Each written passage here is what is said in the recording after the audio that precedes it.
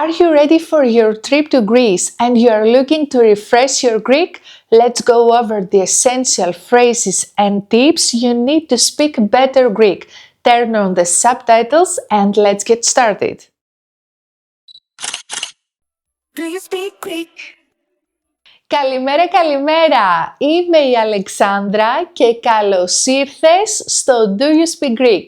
Σήμερα θα σου δώσω 6 συμβουλές για να μιλάς καλύτερα ελληνικά με τους Έλληνες και θα φρεσκάρω τα ελληνικά σου με φράσεις που χρειάζεται να ξέρεις για το ταξίδι σου στην Ελλάδα.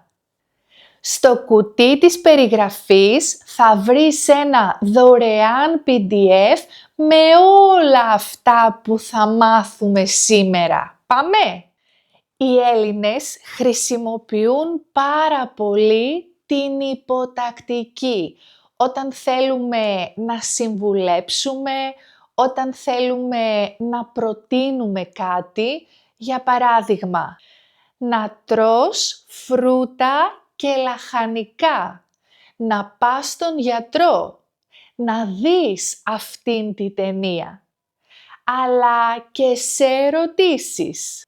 Να πάμε για καφέ σήμερα, να πάρω μία πατάτα, να το δω λίγο. Οι 3 πιο συνηθισμένοι χρόνοι των ρημάτων στην ομιλία είναι ο ενεστώτας, ο αόριστος και ο μέλλοντας. Ο ενεστώτας δείχνει κάτι που γίνεται τώρα ή γενικά. Κάθε πρωί ξυπνάω στις 8. Τώρα μαγειρεύω. Ο αόριστος δείχνει κάτι που έγινε πριν ή στο παρελθόν για μία συγκεκριμένη χρονική στιγμή. Παράδειγμα, χθες πήγα στην εκκλησία. Το μεσημέρι έφαγα κοτόπουλο. Πήγα στην Ελλάδα πριν από 2 χρόνια. Ο μέλλοντας δείχνει κάτι που θα γίνει. Αύριο θα πάω στο σούπερ μάρκετ. Την Πέμπτη θα μαγειρέψω κοτόπουλο. Θα ανοίξω λίγο το παράθυρο. Χρησιμοποιούμε αρνητικές ερωτήσεις. Για παράδειγμα, γιατί δεν έρχεσαι αντί θα έρθεις? Δεν πάμε για κανένα καφέ αντί πάμε για καφέ? Χρησιμοποιούμε πάρα πολύ το και αντί για επίσης πριν από το τελευταίο ουσιαστικό της πρότασής μας. Πήραμε μαζί μας και τον σκύλο μας. Φάγαμε και σοκολάτα, είδαμε και την αγαπημένη μας ταινία. Χρησιμοποιούμε τον πληθυντικό αριθμό όταν πηγαίνουμε στον γιατρό ή σε ένα κατάστημα. Δηλαδή λέμε «Γεια σας, μπορείτε να με βοηθήσετε, θα μου δώσετε?» και όχι «Γεια σου, μπορείς να με βοηθήσεις, θα μου δώσεις». Χρησιμοποιούμε δηλαδή τον πληθυντικό ευγενίας. Γενικά χρησιμοποιούμε το πιο απλό λεξιλόγιο στην καθημερινότητά μας. Επισκεφτήκαμε το Μουσείο της Βεργίνας ή απλώς πήγαμε στο Μουσείο της Βεργίνας. Τι είδους ταινίες σου αρέσουν ή απλώς τι ταινίες σου αρέσουν? Και να ξέρεις ότι οι Έλληνες χαίρονται πάρα πολύ όταν προσπαθείς να μιλήσεις ελληνικά μαζί τους. Ready to speak Greek with Greeks this summer? Speaking Greek is not difficult. It just requires practice to start connecting grammar and vocabulary with speaking. At Do You Speak Greek, we believe that true communication in a foreign language happens only when we use it every day, when we make it a part of our daily life. Unfortunately, native speakers often aren't equipped to help us communicate effectively. That's exactly why I created this space, a supportive and engaging environment where everyone can feel safe to speak, make mistakes, and grow. This year, a 12-week Greek speaking challenge is waiting for you. Our new program, Small Talk Greek for Travelers Edition, starts on April 28. I'll be here to help you to connect the vocabulary you may have learned with grammar in order to be able to speak. Get your early bird discount and let's go! Τι μπορείς όμως να πεις σε συγκεκριμένες περιπτώσεις στην Ελλάδα? Όταν μπαίνεις σε έναν χώρο, πες καλημέρα, αν είναι πρωί.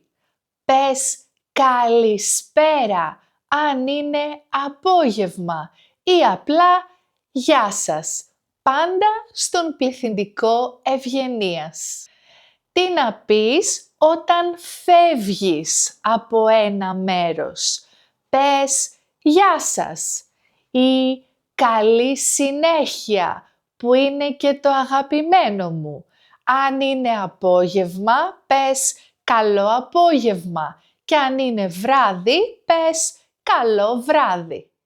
Αν είσαι μέσα σε ένα κατάστημα και η πολίτρια θέλει να σε βοηθήσει, θα σε ρωτήσει «Χρειάζεστε βοήθεια?» Αν θέλεις βοήθεια, μπορείς να πεις «Ναι, παρακαλώ» ή «Βεβαίως». Αν δεν θέλεις βοήθεια, μπορείς να πεις «Σε λίγο» ή «Σε λιγάκι» ή «Θα ρίξω μία ματιά και θα σας πω». Μιλάω πάντα στον πληθυντικό στα καταστήματα. Όταν είσαι στον δρόμο και χρειάζεσαι βοήθεια, πες «Συγγνώμη, χρειάζομαι βοήθεια». Και όταν είσαι σε μεγάλη έκτακτη ανάγκη, φώναξε «Βοήθεια! Βοήθεια!». Ελπίζω να μην σου χρειαστεί. Όταν κάποιος σου λέει κάτι και δεν καταλαβαίνεις, πες «Συγγνώμη» ή «Συγγνώμη, δεν κατάλαβα» ή «Μπορείς να το ξαναπείς, σε παρακαλώ». Αν έκανες λάθος και θέλεις να ζητήσεις συγγνώμη, μπορείς να πεις «Συγγνώμη» ή «Χίλια συγγνώμη» ή «Λυπάμαι». Γενικά χρησιμοποιούμε το «συγγνώμη» για να απολογηθούμε και χρησιμοποιούμε το «λυπάμαι» για να δείξουμε ότι συμπάσχουμε, να δείξουμε ενσυναίσθηση. Όταν κάποιος άλλος έχει κάνει λάθος και σου ζητάει συγγνώμη, μπορείς να πεις «Δεν πειράζει, όλα καλά, μην αγχώνεσαι, μη στεναχωριέσαι». Όταν θέλεις να ευχαριστήσεις κάποιον, πες «Ευχαριστώ». Πολλές φορές θα ακούσεις τους Έλληνες να λένε «Ευχαριστούμε, ευχαριστούμε».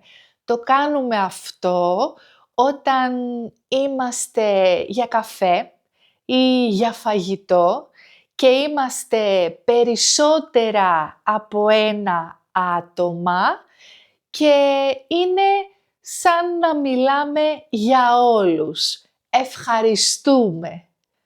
Τώρα, αν κάποιος σου πει ευχαριστώ, μπορείς να πεις να είσαι καλά ή τίποτα ή απλώς παρακαλώ. Όταν κάποιος σου λέει κάτι και θέλεις να δείξεις την έκπληξή σου, μπορείς να πεις «Αλήθεια, τι λες τώρα, δεν το πιστεύω». Θέλεις να αγοράσεις μία σπανακόπιτα, πηγαίνεις στον φούρνο και εκεί περιμένουν κι άλλοι άνθρωποι και υπάρχει μία μεγάλη ουρά. Μπορείς να πεις ποιος έχει σειρά, ποιος είναι ο τελευταίος, εδώ περιμένετε για να παραγγείλετε ή εδώ περιμένετε για το ταμείο. Έμεινες πολλή ώρα στον ήλιο και πονάει το κεφάλι σου. Χρειάζεσαι οπωσδήποτε ένα παυσίπονο. Πηγαίνεις στο φαρμακείο και λες «Τι μπορώ να πάρω για τον πονοκέφαλο» ή «Θα ήθελα ένα κουτί ντεπών». Θέλεις να αγοράσεις κάτι στην Ελλάδα και θέλεις να ρωτήσεις για την τιμή. Μπορείς να πεις πόσο κάνει αυτή η μπλούζα, πόσο κάνουν αυτά τα παπούτσια. Όταν κάποιος είναι στεναχωρημένος ή απογοητευμένος, μπορείς να του πεις «Μη στεναχωριέσαι, συμβαίνουν αυτά, εμείς να είμαστε καλά» ή «Την υγειά μας να έχουμε και όλα γίνονται». Γενικά, έχουμε αρκετές εκφράσεις με τη λέξη υγεία στα ελληνικά. Όταν είσαι σε μία παρέα και νιώθεις άβολα με το θέμα της συζήτησης, μπορείς να πεις «Μπορούμε να μιλήσουμε για κάτι άλλο» ή «Μήπως θέλετε να μιλήσουμε για» και προτείνεις ένα θέμα.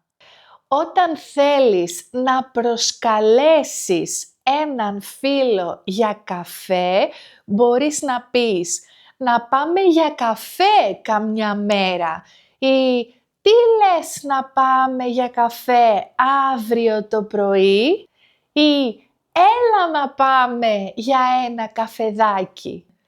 Πολύ συχνά οι Έλληνες θέλουν να σε κεράσουν κάτι. Θέλουν να πληρώσουν εκείνοι για τον καφέ ή το φαγητό.